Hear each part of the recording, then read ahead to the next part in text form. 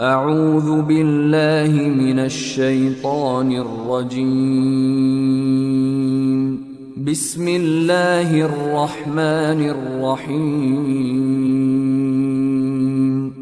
يا بني آدم لا يفتننكم الشيطان كما أخرج أبويكم من الجنة ينزع عنهما لباسهما ليريهما سوآتهما إنه يراكم هو وقبيله من حيث لا ترونهم إنا جعلنا الشياطين أولياء للذين لا يؤمنون